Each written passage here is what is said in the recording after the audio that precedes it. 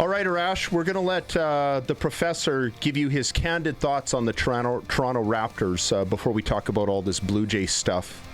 Mr. Professor, the floor is yours. And I want to rush in on this. So, Arash, I'm hunkering down to watch the Raptors play in Boston against the Celtics. Now, they don't have their starting point guard. Quickly's out. I understand that. But I knew they were going to lose. That there was no chance in hell that this team that is right at the luxury tax cap in the NBA salary structure, that there's no chance that this team is going to win. For a variety of reasons. Number one, Pirtle is average, but he's getting paid almost like a superstar salary. The amount of money that they just gave him at the end of last year is absurd. He's got a bad back. He's 30 years old, blah, blah. I mean, it just, what they're paying him for what he's doing is ridiculous. I'm looking at very good NBA players, strong NBA players like, say, Barnes and Barrett, but they're not going to beat the Celtics. They don't have the mojo. They don't have whatever you need. I'm going to give Ingram a pass. He's just in his first year. He had a good run in New Orleans in one playoff year. Didn't do too badly at times with the Lakers. I'll take your word for it. I know nothing about any of this. But I'm just saying, this is one overpaid basketball team that is now fading to a play-in. They don't have it. Whatever the it factor is, they don't have it. What do you think, Arash? Well, Don, I agree with almost everything you say. I agree they don't have it. I agree they don't have a number one. They have a bunch of 2s and 3s on the roster and 4s. I agree that they're fading. I agree that they're not going to make much of an impact in the playoffs. Where I push back on is they're actually not overpaid at all. What's happened is they're just getting the going rate for NBA salaries these days. Like the 10th man on an NBA roster makes more than the majority of superstars in the NHL. It's just the economics of their league, the money, the growth, the global appeal, the international broadcast revenue, on it goes. Oh, Temple makes $3 million a year as a cheerleader on the Raptor bench. Carry on, Arash. There you go. So it's like the NBA money is insane. And then a lot of it ties into the TV money, and this is where the NFL's in the driver's seat. One game a week. ESPN gets Monday Night Football. It's a $2.6 billion a year TV rights fee. The NBA just left Turner to go to NBC and Amazon for big-time money. And so half of that goes to the players. And so now, marginal, average, far from superstar, far from all-star, even like marginal starters are making $20 million a year. Isn't a big part of it, too, the fact that the rosters are just so small in the NBA and each player gets so much more? Like, what do we have, 10, 12-man roster in the NFL? It's like 50-some guys. Isn't that a big part of it, too? Well, I mean, it's 15-man rosters, and the NFL is 53, but the NFL salary cap has gone up $100 million in the last 6 years. So, yeah, the roster sizes are large, but, you look at, what this really shows you is just how small potatoes the NHL has just remained for the last 5 years. That's a good point. Yeah, I get a kick out of people always saying, well, Gary, and Brian Burke says, and I love Brian Burke, but he says all the time, our growth, our success, it's all because of Gary. He's just so smart. And I think, I don't know. I think because his son works for Gary. Well, I think the NHL was more comparable to the NBA when he took over, but I'm getting totally off the rails. I wanted... This to me basically sums up the NHL, and I don't know why we went down this rabbit hole, but we have. So I blame it on Don. Brady Tkachuk is in the middle of a 7-year, $57.5 million contract. So what is that? An AAV of just over $8 million per year. Guy. Right. No one's having a tag sale for, Brady Tkachuk. His brother is in the middle of an 8-year, $76 million contract, so that's $9.5 million a year. Now, why do I bring this up? Because that's what these guys are making in 2026. 9.5 and 8.2. You know what their dad made in 2001? Yeah. $11 million. Really? Wow. So that's nuts. That is crazy. I didn't know that Keith Tkachuk made that kind of money. I knew he was a good player. He was a star player. That is a stunning piece of news. I didn't know that, Arash. That's interesting. Crazy. 25 years ago. I was waiting for like 750 or something. Like 20 and $11 million 25 years ago is probably the equivalent of, I don't know, between 18 and 20 million today. Yeah, So, yeah. For sure. Right. That's crazy, Arash. That's crazy. That's interesting. So, and in the comparison is that in 2001, I just Googled this. I don't know this off the top of my head. The highest paid player in the NFL was Drew Bledsoe at $22 million, and now guys are making $60 million. So the starting quarterback top-end salary has effectively tripled, and the NHL top-end salary has reduced. That is really interesting. I think all the bums are overpaid, but that is interesting just to show the comparison how much the NHL has grown, or sorry, the NFL has grown and the NBA has grown, and the NHL has not. I wanted to talk a bit about the Blue Jays. 5 straight losses now. See if they can turn it around tonight. But a lot is going wrong, and namely, they can't keep anyone healthy. How concerning is forearm tendonitis? I think they're calling it for Max Scherzer, who lasted just a couple of innings last night. Well, John Schneider came out today and said the expectation, the belief, the hope, whatever you want to call it, is that Scherzer is going to make his next start. And that may very well be the case. The question will be for how long. Now, Scherzer said the same thing last night after the game. Look, there's 2 things with pitchers you never want to hear. One is elbow, and 2 is forearm.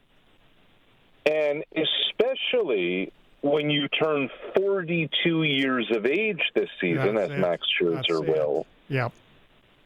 And it's not just the age, it's how many miles he's logged along the way. The fact that he only threw 36 pitches last night is very concerning. So he may be back, he may be in the mix, etc. But at a time where there are 4 other starting pitchers in the rotation on the injured list, the name of the game here for anybody getting the ball to start a game is to eat innings. And if you have concern of whether or not your starter can do that, can work, legitimately get you 18 outs, even 15 outs, go 5 innings.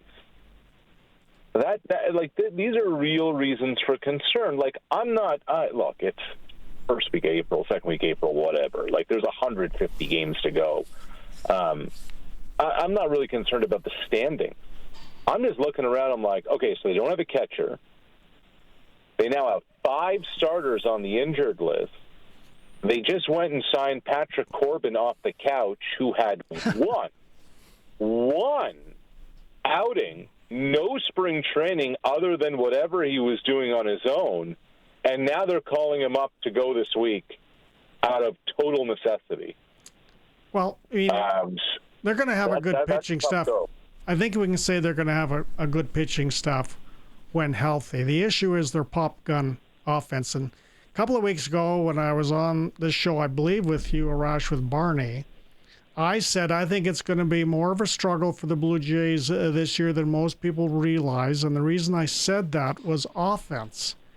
If you take a look at, for example, you go to Luke's, Clement, Barger, they don't have really a real track record as Major League Baseball hitters. They hit good in the playoffs last year, didn't do too bad, but they don't really have, a track record of being a hitter in Major League Baseball.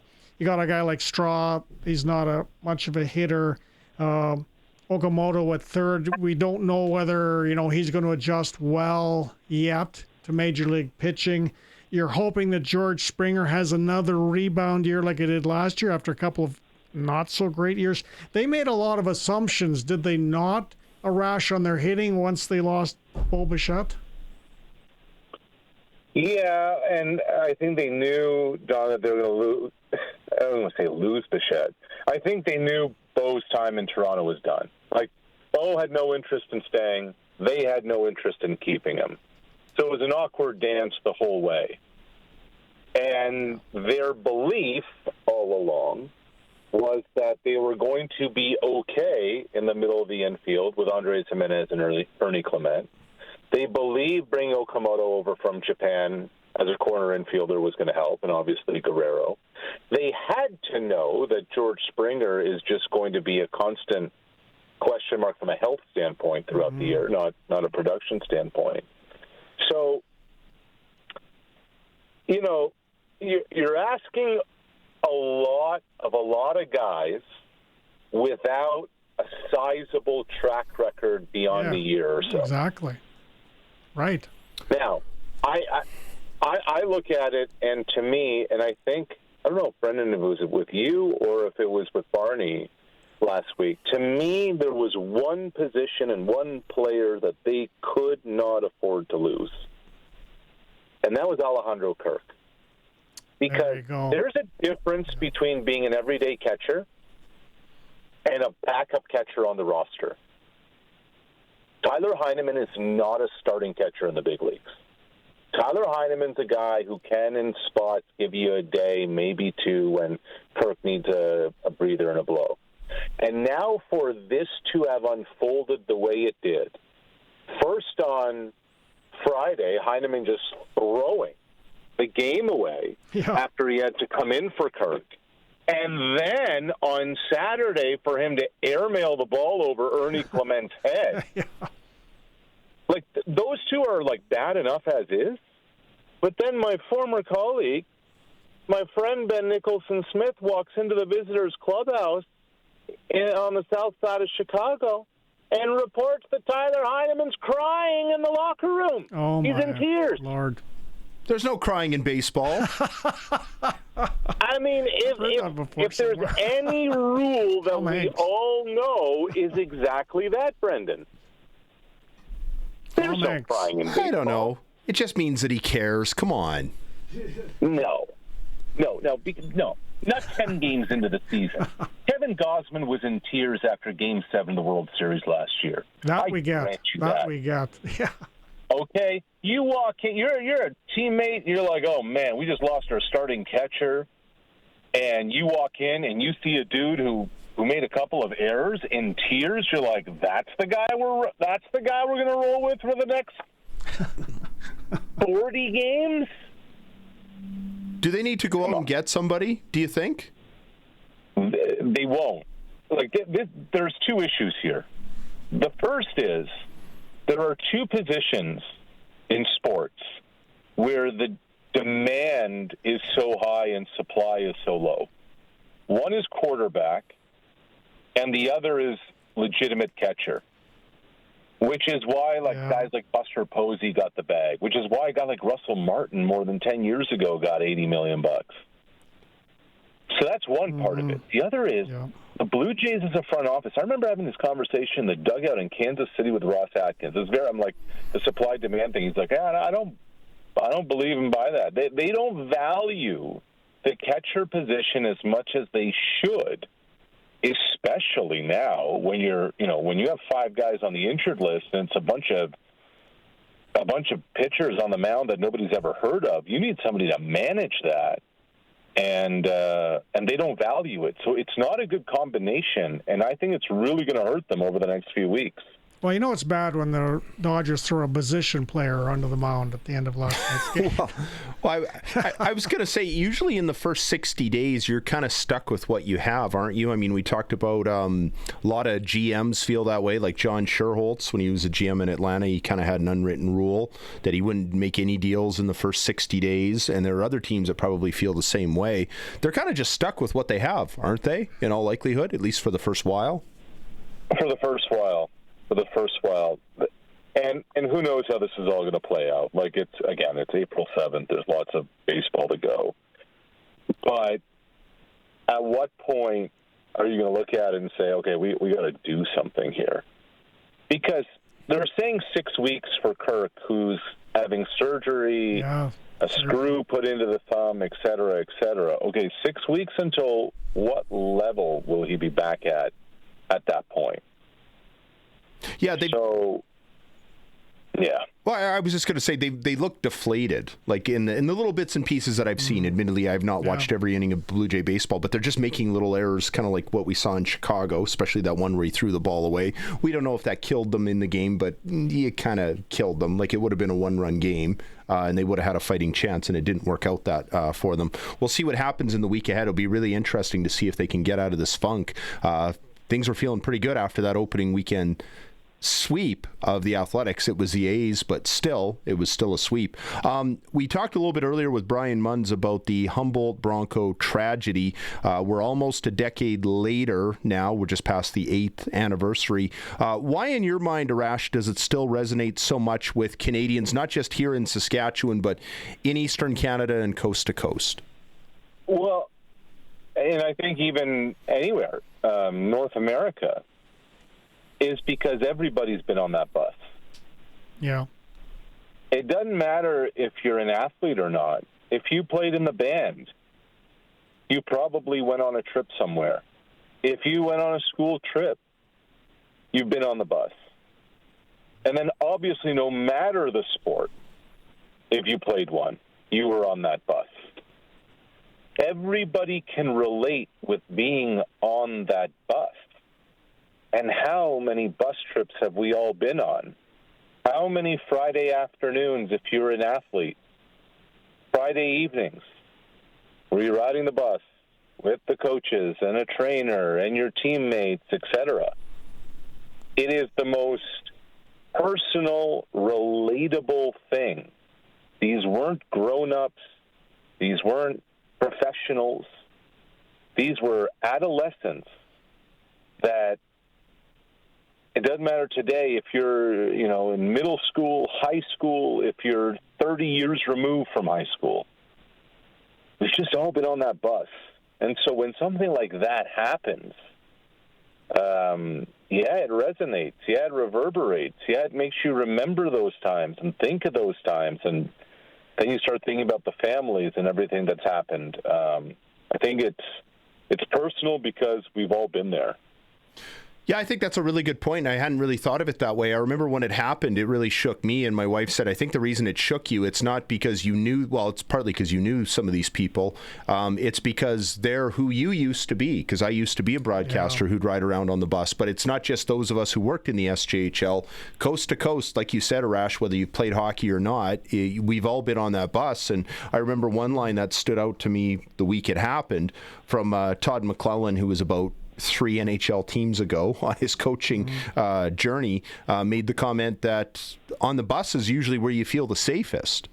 And so I think that's what really hit all of us. True. And it's a story that doesn't go away, and it won't go away as it continues to evolve, as we see people having to soldier on. Arash, thanks for this, and we'll talk to you again later this week. Okay. Thanks, fellas.